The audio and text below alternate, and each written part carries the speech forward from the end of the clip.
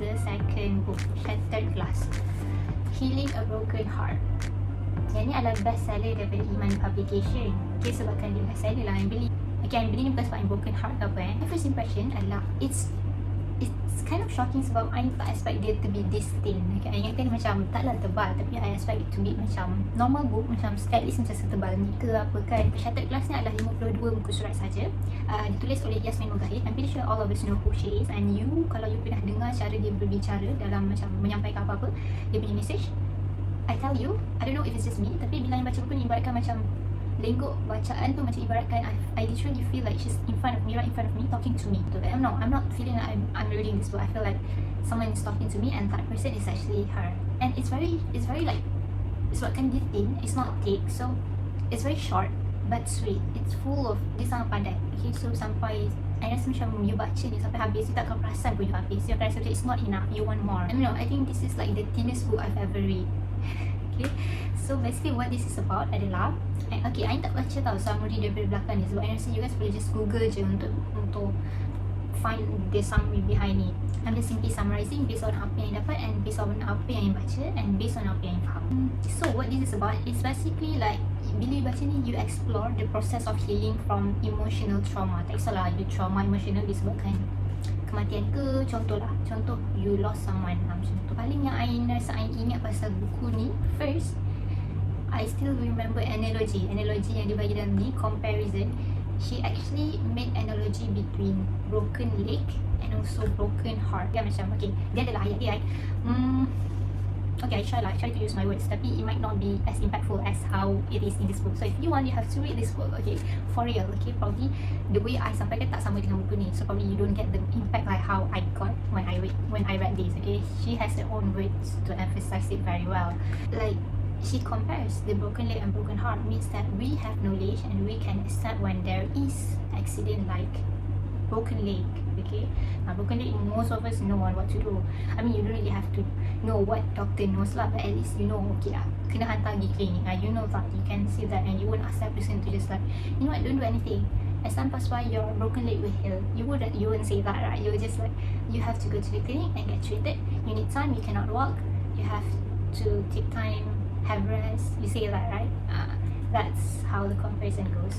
But when it comes to broken heart, not everyone have the knowledge to treat that. Not everyone can accept that, and not everyone knows on how to deal with it. It's not something that we can see. Itu broken leg is something we can see, something obvious, something yang macam kita boleh get treated. But then from broken heart, it's more to like emotional punya support. Some people might say that, you know, it's okay, just give it time and it will be fine. People will heal as time passes by. Macam mana dia? Time will heal everything, macam tu kan, lebih kurang kan. But then that is the myth. Based on this book, that is the myth, and after I read it, I understand why it is the myth. Okay, basically because even macam kalau time pass by pun, but if you don't treat the wound will get worse.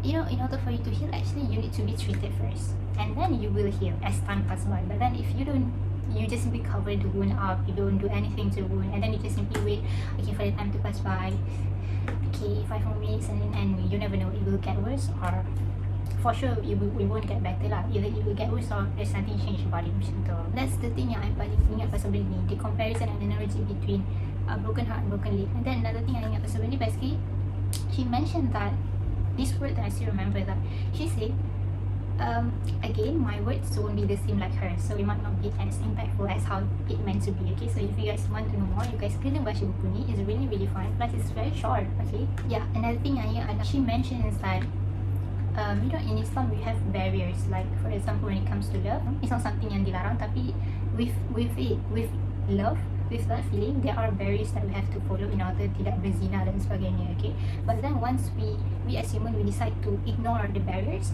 we start to put down the barriers, that's when you start to fall like macam you get heartbreak, disappointed and everything lah macam tu. So kira macam as a Muslim in Islam, originally like the Almighty already tells us what we should and we shouldn't, what we can't and what we can. But then if we decide to ignore the signs, we decide to put down the barrier, just simply like, you know, not follow the barriers, not be in the barriers, you decide to go out of the barriers, then you will fall. And the third thing adalah, dalam ni ada mention satu kajian. This one report is something yang once I read, dia melekat dalam otak juga. Okay, dia cakap ada satu kajian yang mengatakan there is an experiment. There are two groups. One group, they are being tested with physical pain, and the second group is being tested with emotional pain. For the physical pain, I can't remember what they do, just simply like they do something like with physical for them to feel pain, and then they mark the score, the pain score for the team yang physical pain tadi. Lepas tu diorang comparekan dengan the team that has been tested with emotional pain. Macam mana diorang buat for emotional pain? Basically they just simply ask the second team ni just to remember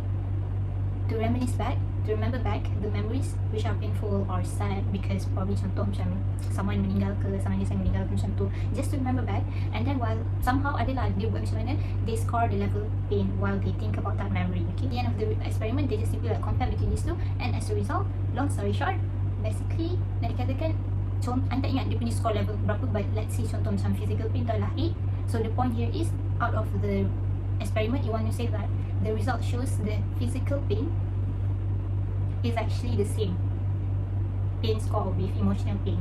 So like to say that every time we feel any emotional trauma, any form of emotional trauma, macam sadness or disappointment, heartbreak or whatnot, it's actually the same like you are feeling physical pain macam tu. So as a conclusion, this book is full with messages which are very short but sweet. And at the end of the book there are discussions, there are Q&A, and the answers are very direct. It's very short. Like there are just simply like few chapters in this and then continue to Q&A. So this is what the book is about, and I don't mind to read this again for the second time. I don't mind. Okay, ni I baca kali pertama, yang berbicara tentang perempuan tu pun I baca untuk kali pertama juga.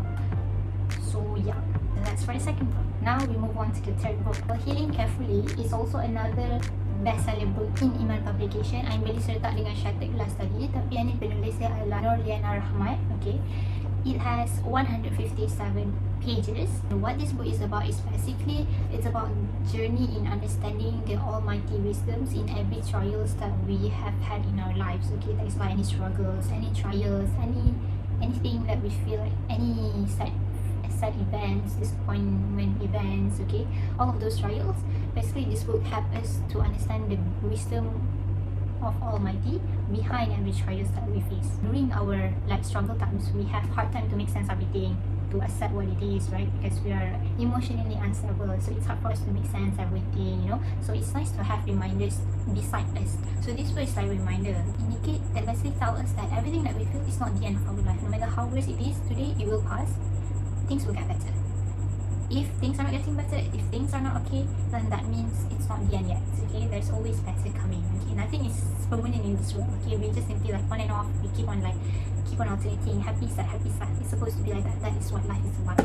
That is what life is about. Okay, it's just one of those books yang ada advices macam Ustaz Mizi Wahid punya buku tu kan, dia macam ibarat tu lah, full of advices and quotes that you can find. And basically in this book it's just simply about like, it tells you, one of the chapters will tell you how the world will disappoint you, okay, and one other chapter will tell you like what is the best thing that you can do for yourself. Okay, this book is like, for me overall, it's like reading other people's journeys, other people's experiences and advices and reminders for yourself too that you can relate with. Okay, and then there are also chapter yang tell you the reason why you feel disappointment and what you can do with it, what you can do to feel better. And yeah, that's basically what this book is about. So yeah, that's for the third one. To the next book, to the fourth book.